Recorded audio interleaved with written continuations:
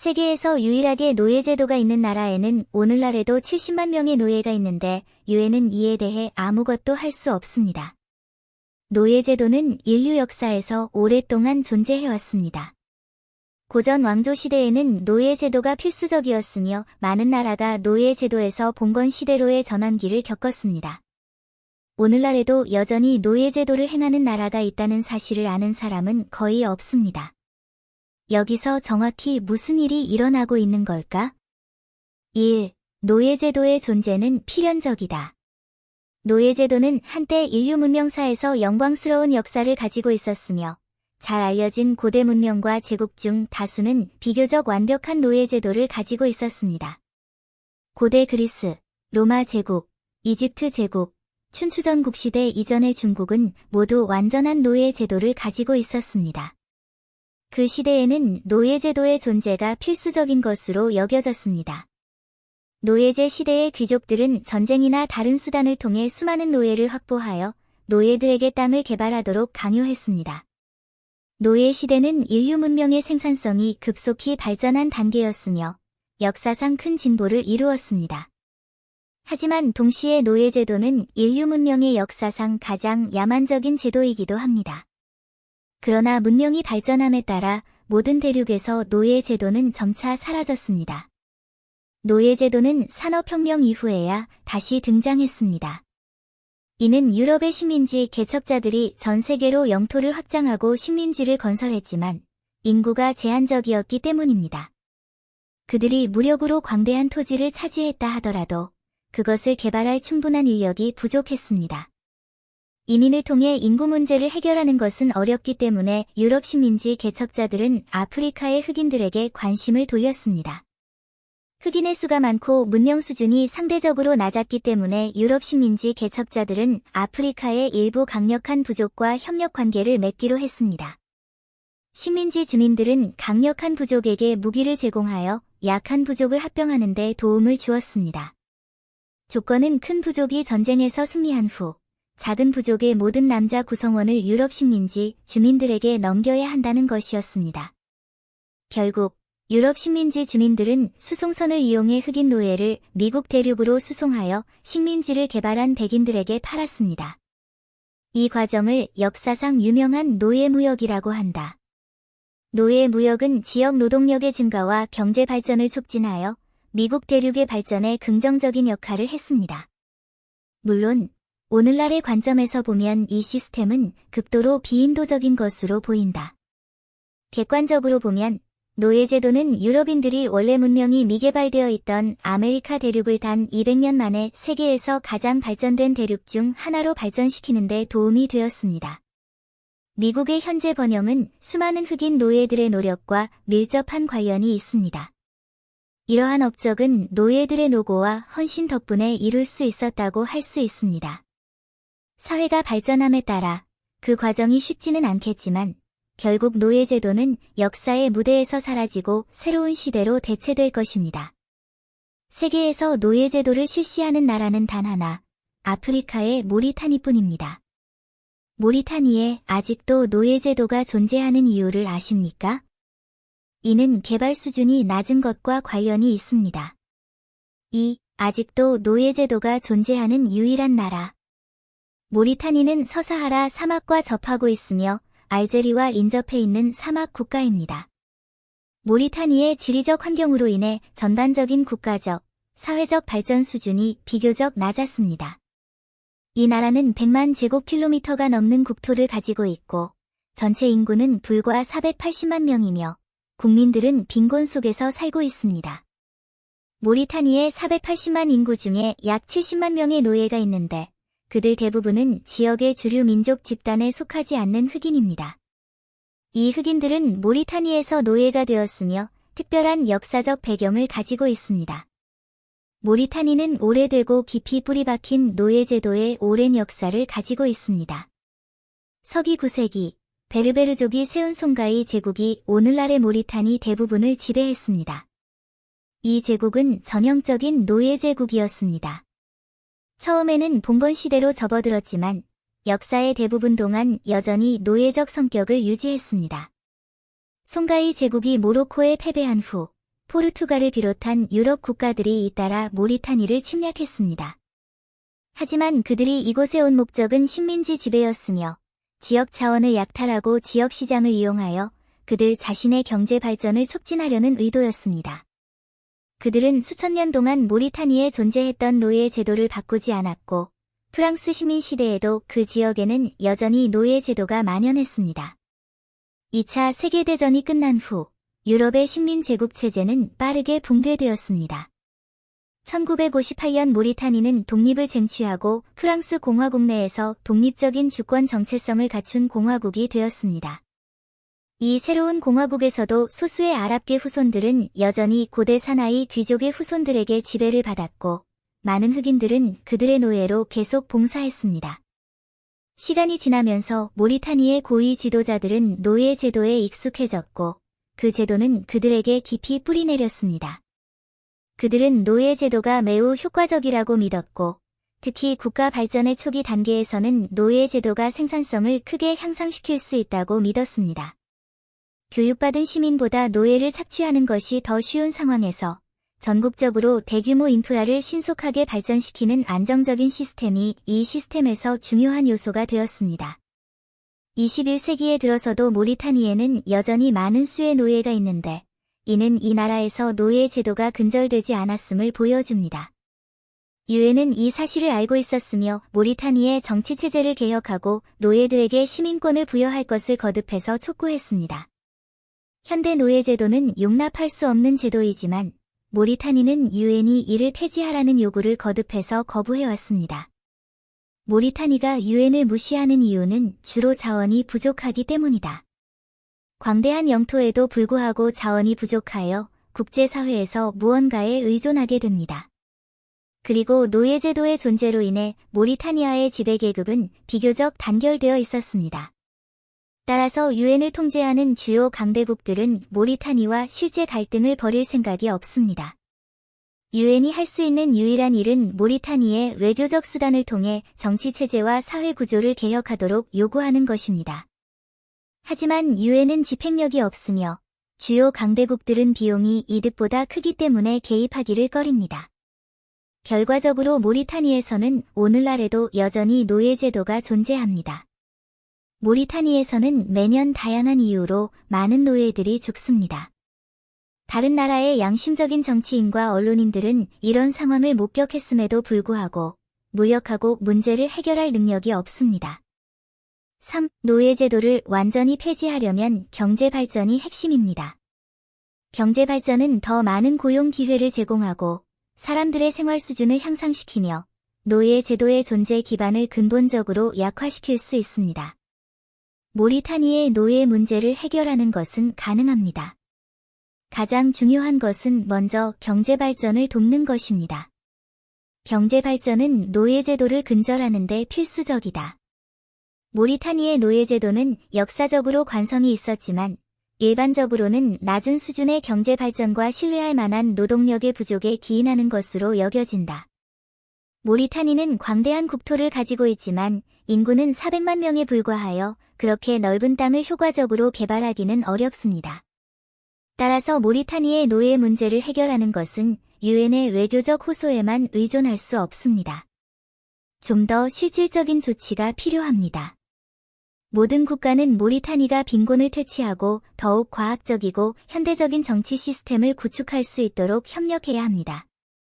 이는 모리타니에서 만연한 노예제 문제를 근본적으로 해결하는 효과적인 방법입니다. 우리는 이 과정에서 더 큰 역할을 할 수 있습니다.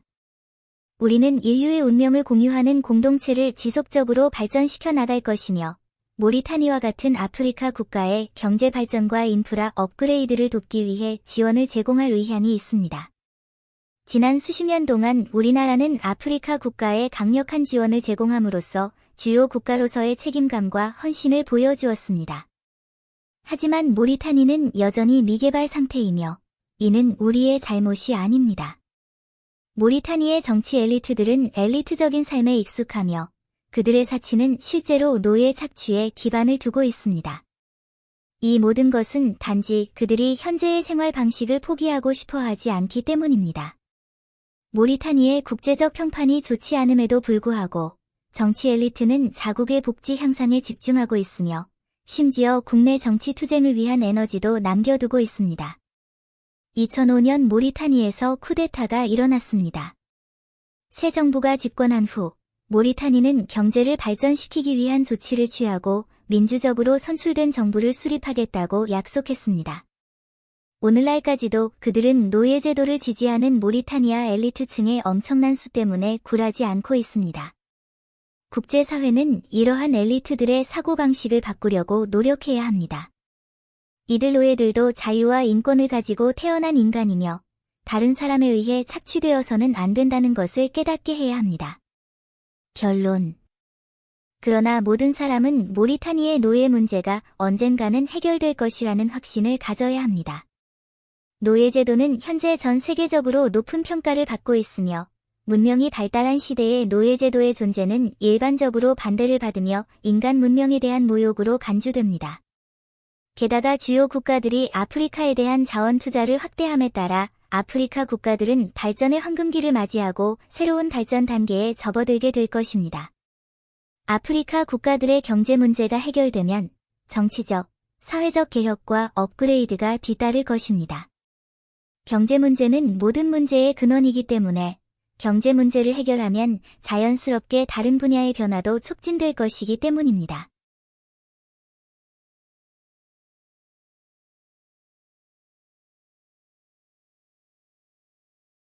스페인어, 외눈의 미녀.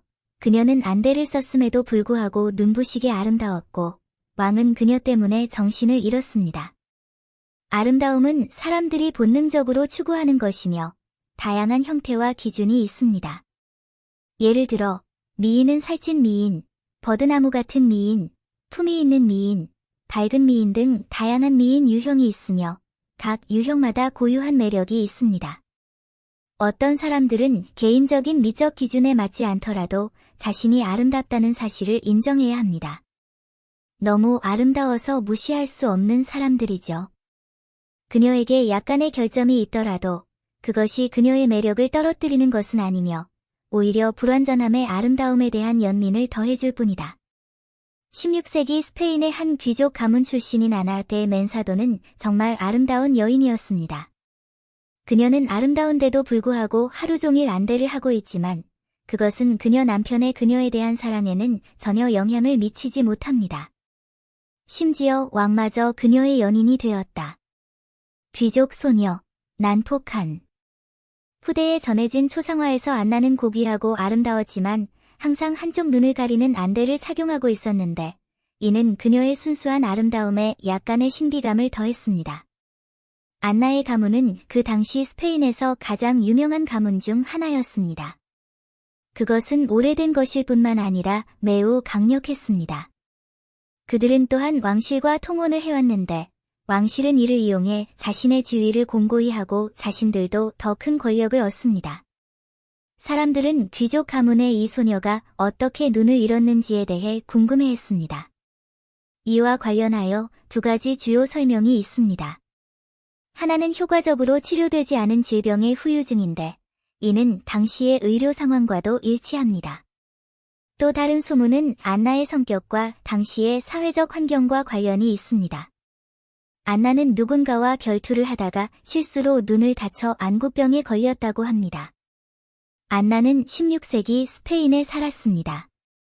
이 해안 국가는 이 시기에 강력한 군대를 창설하였고 해외로 영토와 영향력을 꾸준히 확대했습니다. 사회 전체도 군국주의적이었습니다.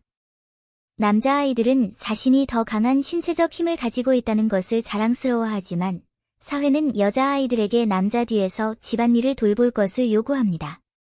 안나는 다소 반항적인 성격을 가지고 있지만 그녀는 그것에 신경 쓰지 않는다. 그녀는 독립을 추구하고 강해지기를 갈망합니다. 그 미인은 한쪽 눈을 잃었고 그녀의 아름다움의 일부는 눈 패치로 가려져 더 이상 완벽하지 않습니다. 그럼에도 불구하고 그녀의 눈부신 아름다움을 부정할 사람은 거의 없을 것이다. 안나가 13살이 되었을 때 그녀의 부모는 사촌 필리비세의 도움을 받아 그녀가 13살이 되면 노이와 약혼하도록 준비했습니다. 올해 루이는 이미 36세였고 안나의 아버지가 되기에 충분한 나이였습니다. 19세는 푸르고 아름답습니다.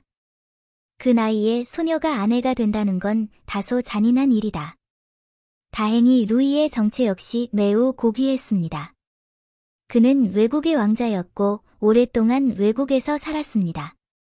그들은 실제로 몇 년 후에야 함께 살았고 그 덕분에 안나는 몇 년 동안 성장할 시간을 갖게 되었습니다. 남편의 총애, 왕의 애인. 두 사람 사이에는 엄청난 나이 차이가 있지만 루이는 아내를 무척 사랑한다. 안나는 눈부시게 아름다울 뿐만 아니라 박식하기도 합니다. 그녀는 유력한 가문에서 자랐고 궁전을 자주 드나들었습니다. 그녀가 보고 아는 것은 일반 여성의 수준을 넘어선 것이었습니다. 방금 결혼한 안나는 아직 아름다움이 싹트는 유치한 소녀였지만 20살이 되면서 성숙해지기 시작했고 매력적이고 우아한 태도를 갖추게 되었다. 안나와 그녀의 남편이 사랑스러운 결혼 생활을 즐기는 동안 스페인은 프랑스에서 온 엘리자베스 공주라는 새로운 여왕을 맞이했습니다. 여왕은 국왕의 사촌으로 국왕보다 18살 어리다. 14세의 여왕은 부모를 떠나 외국으로 갔습니다. 그녀는 정신적으로 외로움을 느꼈고 삶에 천천히 적응해야 했습니다. 왕은 아내를 행복하게 하기 위해 비슷한 나이의 사촌 안나를 궁궐로 불러들여 왕비의 수석시녀로 임명했습니다. 엘리자베스는 안나를 매우 좋아했습니다.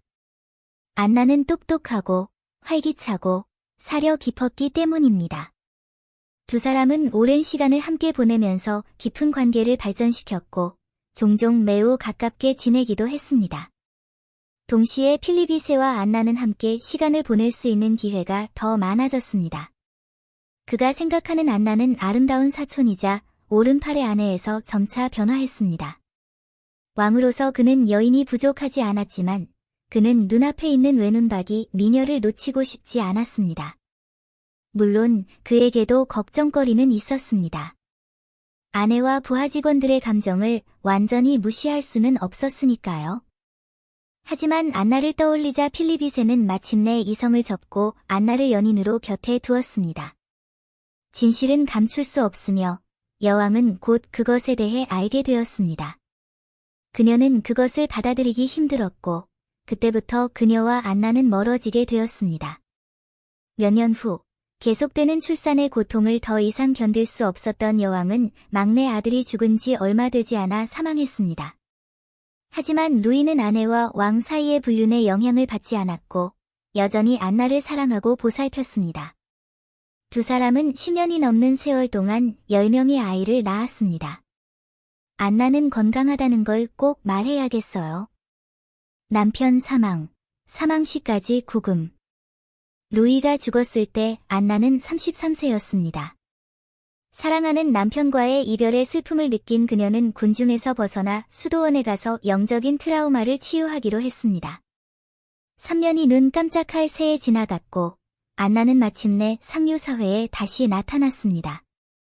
시간은 사람들에게 사랑받기도 하고 미워받기도 한다. 그것은 사람들이 소중히 여기는 사람과 물건을 앗아갈 수도 있고 사람들의 마음속 상처를 치유할 수도 있습니다. 안나가 다시 대중 앞에 모습을 드러냈을 때는 거의 40살이 되어 있었지만 그녀는 여전히 예전처럼 매력과 빛을 발하고 있었습니다. 그녀는 군중 속에 서서 여전히 가장 눈길을 끄는 사람이었습니다. 안나는 안토니오라는 남자와 비밀리에 사랑에 빠졌습니다. 한 사람은 키가 크고 잘생겼고 다른 한 사람은 성숙하고 매력적이었습니다. 잘생긴 남자와 아름다운 여자가 함께 서 있는 모습은 눈을 즐겁게 했습니다. 두 사람은 나이가 같고 언어도 같습니다. 한 명은 수십 년 동안 궁궐에 몸담아온 여성이고 다른 한 명은 높은 지위에 있는 유력한 관리입니다. 그것은 동등한 사람들 간의 사랑의 관계입니다. 좋은 시절은 오래가지 못했습니다.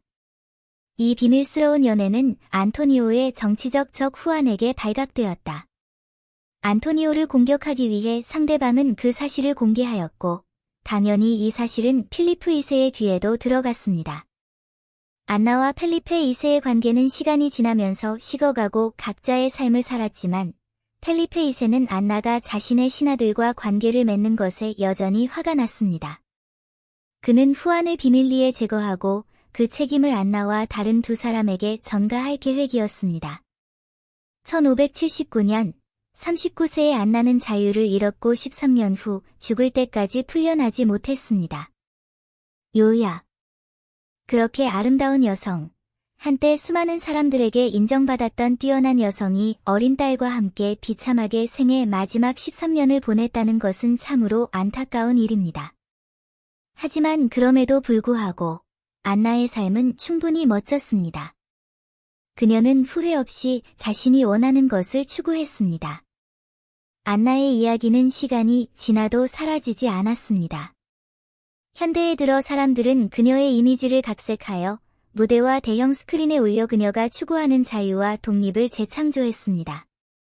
그녀는 아름다움의 결점이 있지만 영적인 축복 덕분에 더욱 매력적이고 매혹적입니다.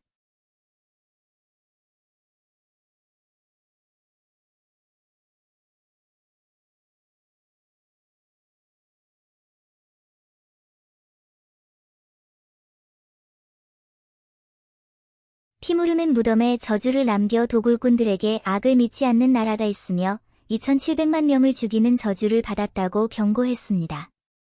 티무르는 평생을 싸워 유라시아를 휩쓸고 2000만 평방킬로미터의 면적을 차지하는 초강대국을 세운 세계에서 가장 유명한 정복자였습니다. 정복 전쟁에서 티무르는 수천만 명의 무고한 사람들을 죽였고 세상에 전혀 기여하지 않는 외설적인 도살자였다.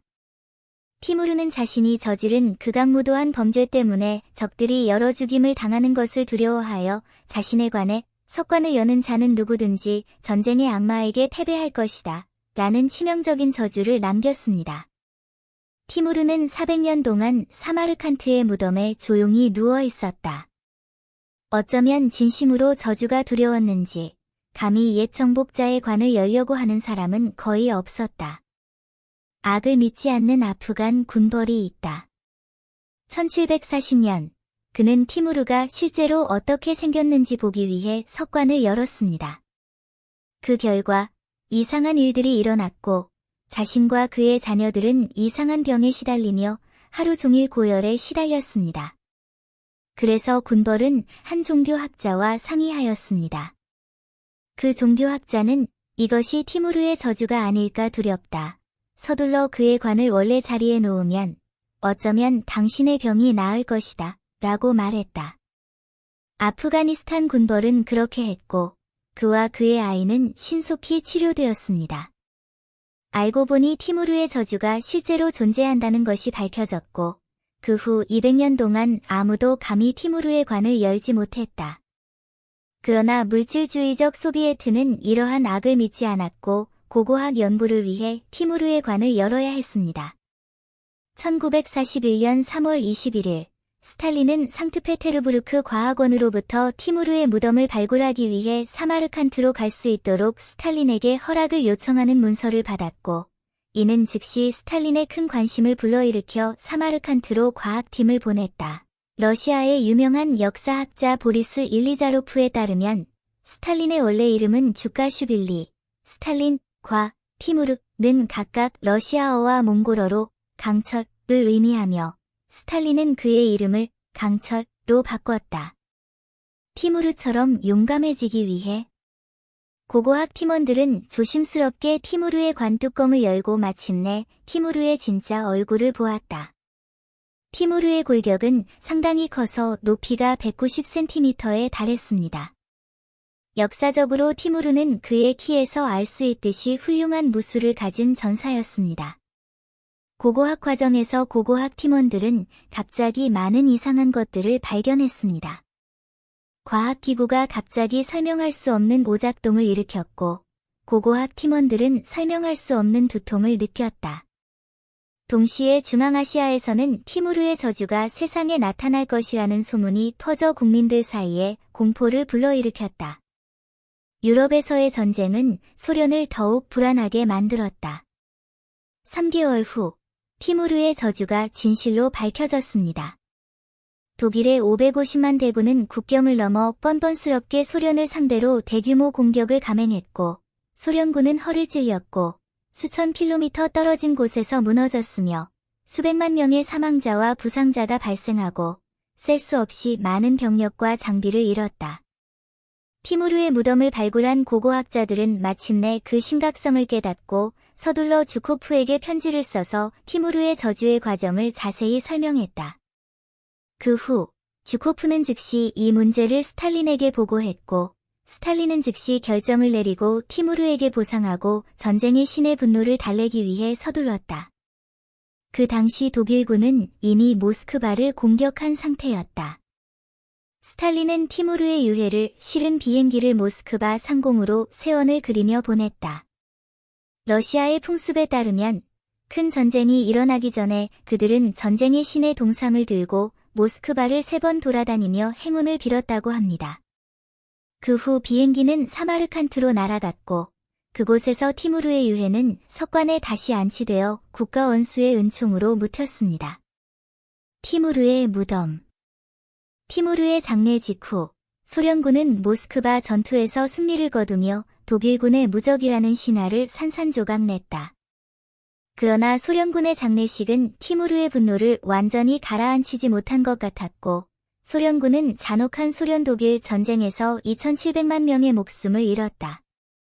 오늘날 티무르는 여전히 그의 관에 누워있으며, 그의 묘비에는 내가 부활할 때 세상이 떨릴 것이라는 비문이 새겨져 있기 때문에 아무도 그를 무시하지 않습니다.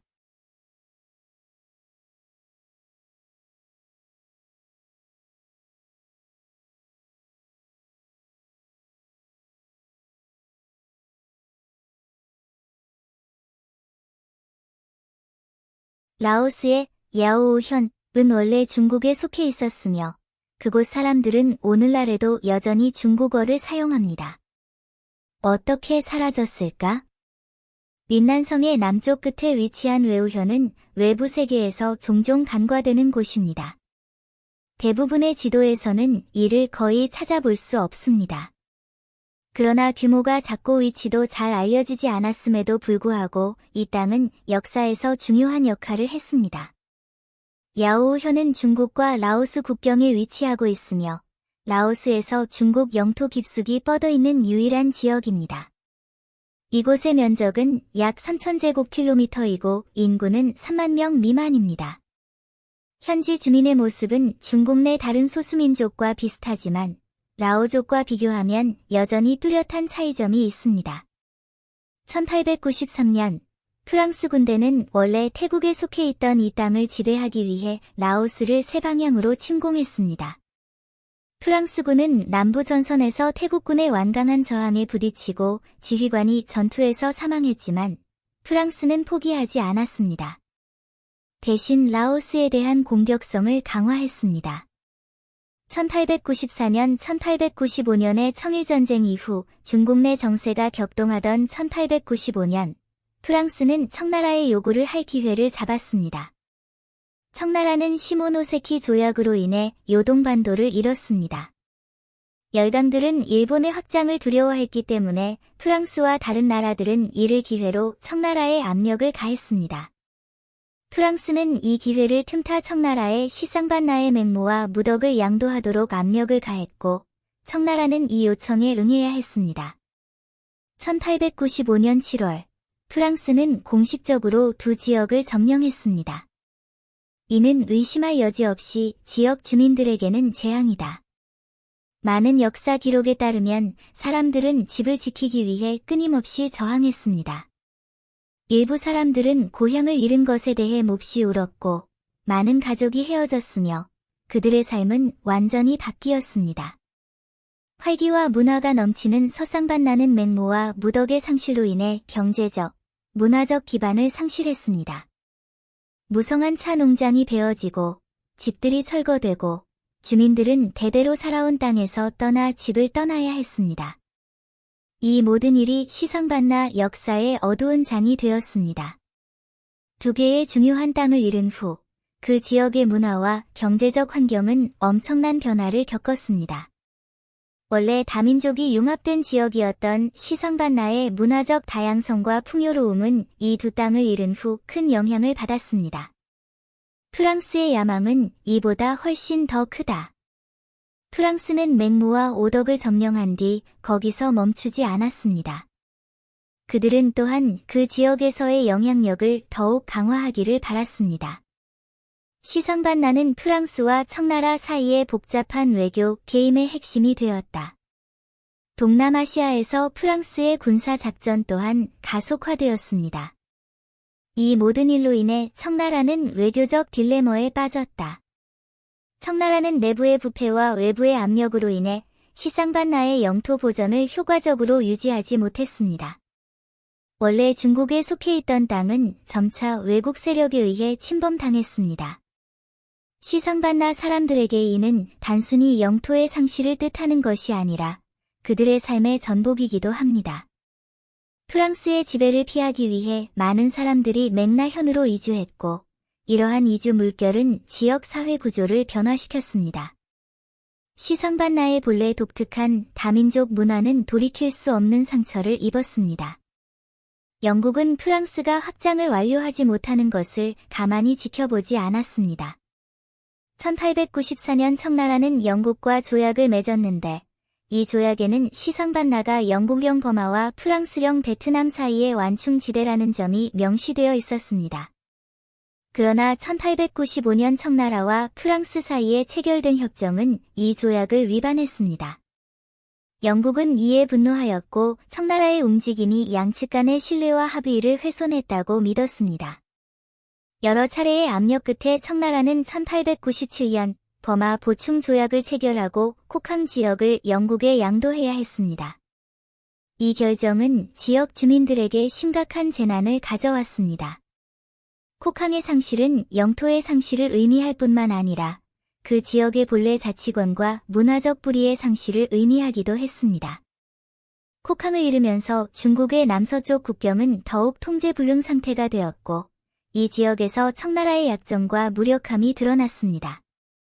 지역 주민들은 최선을 다해 저항했지만 강대국 간의 개임에서는 그들의 목소리가 거의 들리지 않았습니다. 오늘날에도 야오우현은 라오스에 위치하고 있지만 여전히 중국인의 영향력이 상당합니다. 퐁살리 주의 거리를 걷다 보면 많은 사람이 유창한 중국어를 구사하는 것을 볼 수 있는데 이는 많은 지역에서 흔치 않은 현상입니다. 한자가 공식 언어는 아니지만 중국어는 이미 지역 주민들의 일상생활에서 자리를 잡았습니다. 많은 지역 주민들은 중국 드라마와 영화를 시청하거나 중국과 라오스 간 교류에 참여하면서 중국어를 배우기 시작했습니다. 특히 젊은 세대는 중국어 학습을 미래 발전의 필수적인 기술로 여기는 경우가 점점 늘어나고 있습니다. 중국에서 공부하거나 일하고 싶어하는 젊은이들에게 중국어는 경쟁력의 일부가 되었습니다. 또한 야오우현에는 자신을 허족이라고 부르는 정통 한족도 일부 있습니다. 그들은 라오어는 거의 알아들을 수 없지만 중국어는 유창하게 구사합니다. 유오현은 본래 중국 영토였지만 역사의 변화와 함께 이 땅은 점차 조국의 품에서 벗어나게 되었습니다. 오늘날 야오우현은 더 이상 중국의 일부가 아니지만 이 땅을 지키기 위해 영웅적으로 목숨을 바친 순교자들은 영원히 기억될 가치가 있습니다. 인도와 파키스탄은 왜 끊임없이 전쟁을 벌이고 있는가? 역사의 긴 흐름 속에서 인도와 파키스탄의 이야기는 끊임없이 충돌하는 두 별과 같으며 모순과 갈등, 그리고 화해할 수 없는 원한으로 가득 차 있습니다. 이 모든 것의 기원은 제2차 세계대전 후 영국이 영국령 인도에서 철수하기로 결정한 역사적 사건으로 거슬러 올라갈 수 있습니다. 1947년, 영국은 거의 2세기 동안 점령했던 영국령 인도를 포기했습니다. 이 결정은 세계사에서 중요한 식민지 해방일 뿐만 아니라 남아시아 역사의 전환점이기도 했습니다. 그러나 이로 인한 분열과 분쟁은 인도 아대륙에 심각한 영향을 미쳤으며 인도와 파키스탄 간의 적대감은 오늘날까지 계속되고 있습니다. 인도와 파키스탄의 독립과 분단부터 그에 따른 갈등과 전쟁까지 수많은 역사적 사건이 이 장기간의 투쟁에 얽혀 있습니다. 1947년부터 시작해 보겠습니다. 당시 인도의 상황은 복잡하고 종교적, 민족적 갈등이 극심했으며 힌두교도와 무슬림 간의 적대감이 깊어지고 있었습니다. 영국의 철수는 2차 세계대전 이후의 경제적, 정치적 어려움 때문만은 아니었지만 인도와 같은 광대한 나라를 더 이상 효과적으로 통제할 수 없었기 때문이기도 했습니다. 이러한 역사적 시점에서 인도와 파키스탄의 운명 또한 영국이 설계한 마운트베튼 플랜에 의해 결정되었습니다. 이 계획에 따르면 인도와 파키스탄은 분리되었고 인도는 힌두교도의 나라가 되었고 파키스탄은 무슬림의 본거지가 되었습니다. 그러나 영국의 분할 전략은 기대했던 조화와 안정을 달성하는 데 실패했습니다. 오히려 영토 분배와 국가 정체성 측면에서 갈등을 심화시켜 깊은 균열을 남겼습니다. 첫째, 1947년 인도와 파키스탄이 분할되면서 심각한 사회적, 문화적 충격이 초래되었습니다. 독립 이후 수백만 명의 사람들이 종교적 이유로 대거 이주했는데 힌두교도들은 인도로, 무슬림들은 새로 형성된 파키스탄으로 이주했습니다.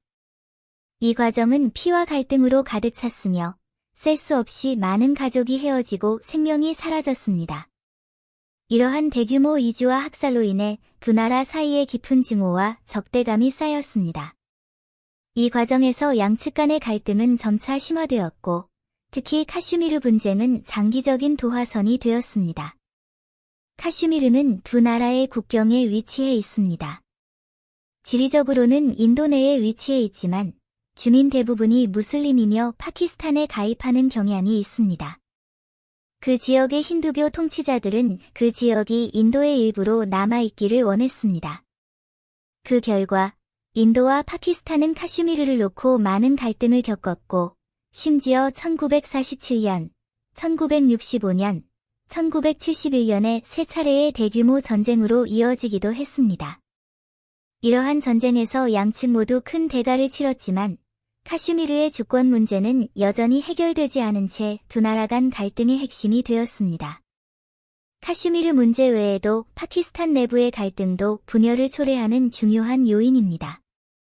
파키스탄은 원래 현재의 파키스탄과 방글라데시를 합쳐서 만든 나라였으며 방글라데시는 예전에는 동파키스탄이었습니다. 엄청난 지리적, 경제적 차이로 인해 동파키스탄의 자원과 인프라 개발은 서파키스탄에 비해 크게 뒤처졌으며 이로 인해 동파키스탄 사람들 사이에서 서파키스탄 정부에 대한 불만이 커졌습니다. 인도는 이러한 갈등의 징후를 보고 동파키스탄의 독립에 대한 지원을 늘리기 시작했습니다. 인도의 지원으로 동파키스탄은 오랜 독립투쟁 끝에 1971년에 마침내 독립 방글라데시가 되었습니다. 파키스탄은 국토의 일부를 잃었고 이로 인해 인도와의 적대적인 관계는 더욱 악화되었습니다. 인도와 파키스탄 간의 갈등은 아직 끝나지 않았습니다. 방글라데시의 독립은 인도-파키스탄 전쟁의 직접적인 계기가 되지는 않았지만 이 사건으로 인해 파키스탄의 인도에 대한 적대감이 더욱 깊어졌습니다. 시간이 흐르면서 인도와 파키스탄 간의 전쟁, 특히 카슈미르 분쟁은 효과적으로 해결되지 않았습니다. 카슈미르는 두 나라 간의 분쟁의 씨앗으로 남아있으며 인도가 대부분을 통제하고 파키스탄이 일부 지역을 통제하고 있습니다. 중국은 또한 카슈미르 영토의 일부를 실제로 통제하고 있는데 이는 남아시아의 긴장을 완화하지는 않았지만 오히려 더 복잡하게 만들었습니다. 역사를 돌이켜보면 인도와 파키스탄의 관계가 항상 적대적인 이유는 무엇일까? 라는 의문을 품지 않을 수 없습니다. 이러한 역사적 문제로 인해 두 나라가 평화와 화해를 추구하는 데 실패하게 될까요? 분열에서 전쟁까지, 민족 갈등에서 영토 분쟁까지, 인도와 파키스탄은 화해할 수 없는 운명인 듯합니다. 오늘날 두 나라는 경제, 문화 등 여러 면에서 큰 진전을 이루었지만 카슈미르 문제는 제대로 해결되지 않았으며 여전히 양측이 넘을 수 없는 간극으로 남아 있습니다. 이처럼 긴 역사적 과정을 거치면서 인도와 파키스탄 간의 불화는 더 이상 두 나라 간의 싸움이 아니라 수많은 사람들의 고통과 무력감으로 가득 찬 역사적 비극과도 같습니다. 이는 역사의 유산이 단지 물질적인 것만이 아니라 심오한 국가적, 종교적 정체성이기도 하다는 것을 말해줍니다. 이러한 정체성으로 인해 발생하는 갈등은 때로 단순한 영토 분쟁을 넘어 사람들의 생각과 감정에 깊이 뿌리를 두고 있습니다. 하지만 역사의 교훈은 평화가 저 멀리 있는 것이 아니라는 것을 깨닫게 해주었습니다. 소통과 타협, 이해를 통해 우리는 이 역사의 족쇄를 끊을 수 있을지도 모릅니다. 인도와 파키스탄 사이의 불화는 수십 년간 지속되어 왔지만 한때 적대적이었던 세계의 많은 나라들이 대화를 통해 갈등을 해결하고 평화와 협력을 향해 나아갔습니다. 어쩌면 역사의 미래는 반드시 미리 정해져 있는 것이 아니라 우리 각자가 써내는 것일지도 모른다. 평양 여성 관광 가이드의 비밀 일기. 그녀는 중국 3G 휴대전화를 사용하여 드라마를 보지만 그녀는 내가 불쌍한 외국인 손님이라고 말합니다. 동무, 당신의 핫스팟을 사용하여 젠 후안의 전설을 쫓을 수 있습니까? 22세의 북한 관광 가이드 선희가 라인석으로 덮인 국내산 휴대전화를 꺼냈을 때 나는 화면에 번쩍이는 3G 로고를 바라보며 문득 이 세계 여행의 부조리를 깨달았다. 세계에서 가장 폐쇄된 나라에서 알리페이 비밀번호로 빨간 봉투를 줄 수 있는 소녀가 빈곤 퇴치 대상의 눈을 가진 지독한 중국인인 나에게 미안한 마음을 느꼈다. 초록색 피부의 명상산으로 향하는 기차 안에서 선임에는 경계하는 토끼처럼 구석에 웅크리고 있었다. 푸른 제복에 가슴에 달린 김일성 배지는 광택이 났지만 내 핸드폰 화면을 들여다보는 그녀의 호기심 어린 시선을 숨길 수 없었다.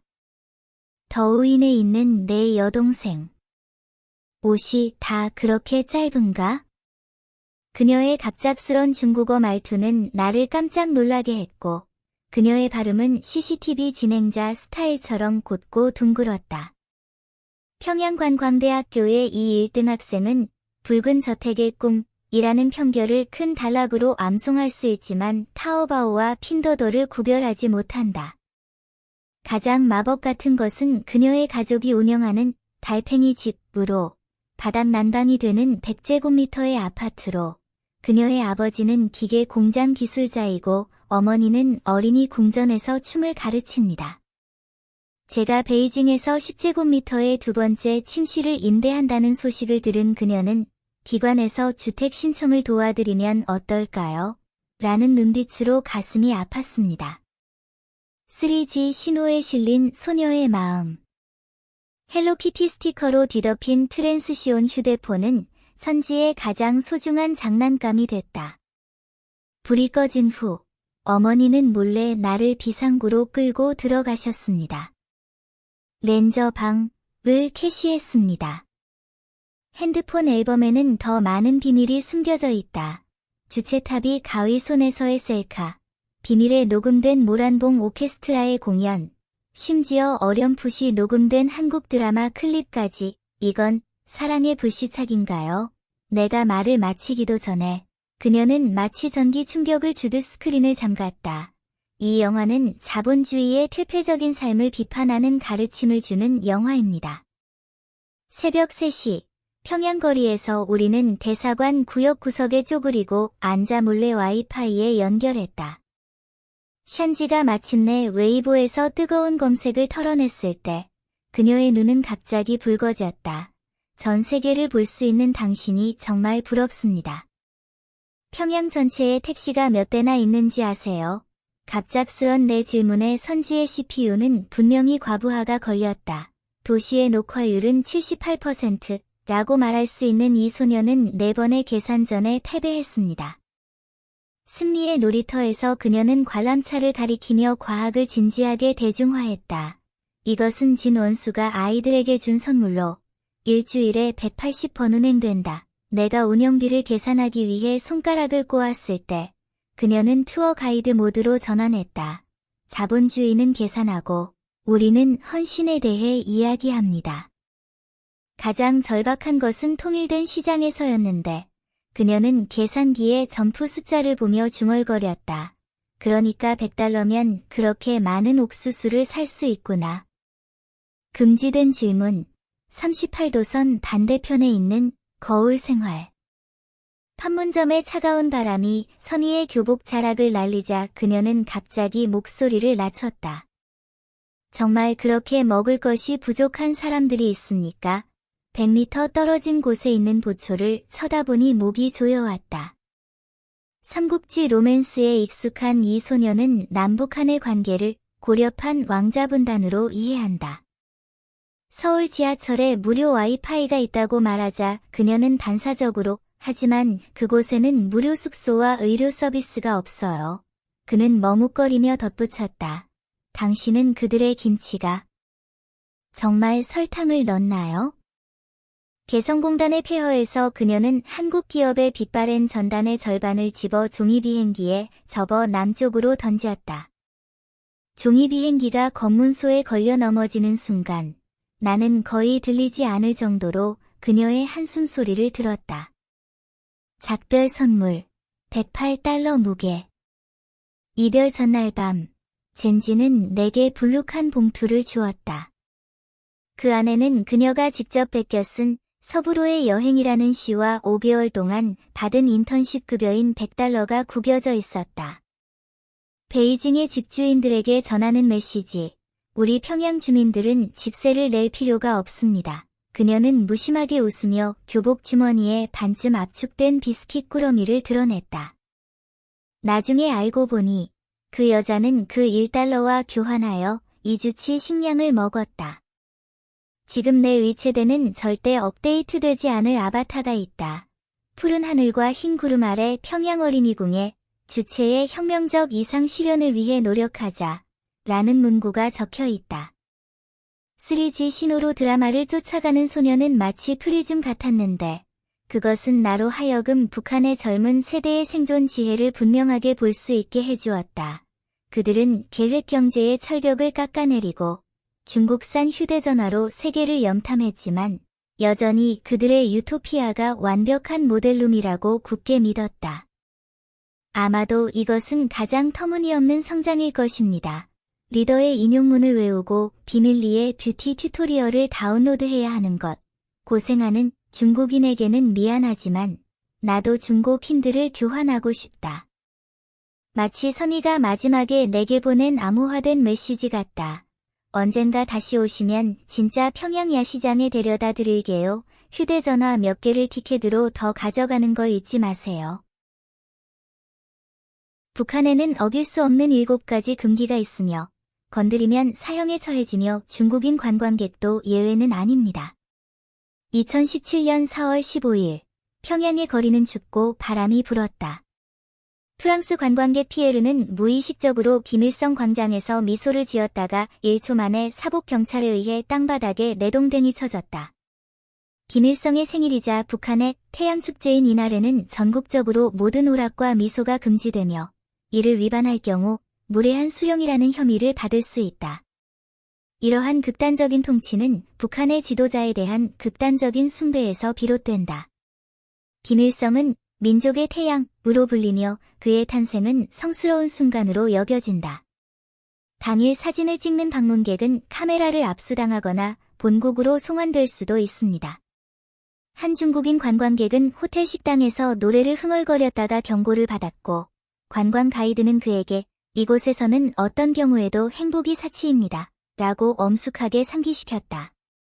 2023년 상하이에서 온 청년 리밍은 찢어진 청바지를 입고 평양에 들어왔고 세관원들은 그 자리에서 그의 바지를 갈기갈기 찢었다. 북한에서 청바지는 미 제국주의 문화의 상징으로 여겨지며 일반인들은 국가가 규정한 군용바지, 방바지, 교복바지만 입을 수 있다. 여성의 치마는 무릎 길이, 남성의 헤어스타일은 10개, 머리 길이는 5cm를 초과할 수 없습니다. 평양 거리의 미용사들은 사회주의 표준 헤어스타일 도표를 걸고 이발사들은 특수주형을 사용해서 손님들의 머리 꼭대기에 그림을 그리고 기준을 초과하는 사람들은 즉시 손질한다. 더욱 황당한 것은 북한 정부가 의류 통제를 국가 안보 수준으로 격상시켰다는 점이다. 2024년에는 북한 노동자가 중고 청바지를 소지한 혐의로 신고가 접수돼 가족들이 츠강, 포음, 성노동수용소로 보내졌다. 이 않는 시스템은 사람들이 옷을 입을 수 있는 자유를 고위험 행동으로 만듭니다. 초국적 결혼에 하늘 높은 문턱, 사랑과 500만 달러의 투자. 평양의 한 외국계 호텔에서 중국인 사업가 왕레이가 공무원들에게 결혼 신청서를 제출하고 있다. 그는 북한인 여자친구 김영숙과 결혼하고 싶어 하지만 규정에 따르면 외국인은 북한에 500만 위안 이상을 투자해야 국제 결혼을 할 수 있다. 3. 이 금액은 400년 동안 북한 노동자 한 명이 벌어들인 소득과 맞먹는 액수로 본질적으로 초국적 결혼을 종식시키려는 위장된 시도다. 설령 승인된다 하더라도 신혼부부는 감시를 피할 수 없을 것이다. 북한 법은 커플이 공공장소에서 손을 잡는 것을 금지하고 있으며 미혼 여성이 남자친구의 집에 머물 경우 부패로 유죄 판결을 받을 수 있다. 2022년에는 랴오샹산에서 중국 북한 커플이 포옹을 한 것으로 신고되어 남성은 추방되고 여성은 재교육 캠프로 보내졌다. 이러한 극도의 통제는 신혼여행에서도 2명 이상의 감독자를 동반해야 합니다. 정보창, 한국 드라마 엿보기. 평양의 한 아파트 건물에서 17세 학생 박철호 씨가 USB 플래시 드라이브를 사용해 한국 드라마 사랑의 불시착을 훔쳤다. 북한에서는 이러한 행위가 반역으로 간주되며 발각될 경우 가족들은 사형에 처해질 수 있다. 북한에는 텔레비전 채널이 5개뿐이고 모든 프로그램은 3중 심사를 거치며 심지어 만화도 반미 주제를 홍보한다. 통신 제어는 훨씬 더 엄격합니다. 일반인들도 국제전화를 걸기 위해서는 12페이지 분량의 신청서를 작성해야 하며 통화하는 동안 말한 모든 말은 감시된다. 2007년 한 남성이 한국에 있는 친척과 개인적인 관계를 가졌다는 이유로 사형을 선고받았고 사형이 집행되기 전에 자신의 총알 값을 직접 지불해야 했다. 관광객이 입국할 때 휴대전화의 잠금을 해제해야 하며 앨범에 있는 한류 스타의 사진은 정밀 조사를 받을 수 있습니다. 사진 촬영 금지 구역, 사진을 잘못 찍으면 10년 동안 감옥에서 지내야 합니다. 2016년 프랑스 사진작가 에릭 라포르그는 6번째로 북한에 잠입해 거리의 거지들을 비밀리에 촬영했다. 이 사진이 공개된 후 북한은 영구 차단하겠다고 발표했다. 조선민주주의인민공화국 관광 기간 동안 관광객들은 지정된 지역에서만 사진을 찍을 수 있으며 군사시설과 지도자 동상에 대한 현지 클로즈업은 모두 금지된다. 평양 지하철역 내부에서 투어 가이드는 플랫폼의 벽화에 약간의 균열이 생겨 갑자기 관광객들의 카메라를 가릴 것입니다. 더 미묘한 규칙은 포지티브 프레이밍 방법입니다. 지도자의 동상 촬영은 전신으로 카메라에 담아야 하며 활각도는 15도로 정확해야 합니다. 시장 상인은 만원으로 보여야 하며 빈 노점이나 흐트러진 옷을 입은 사람은 카메라 입장이 허용되지 않습니다.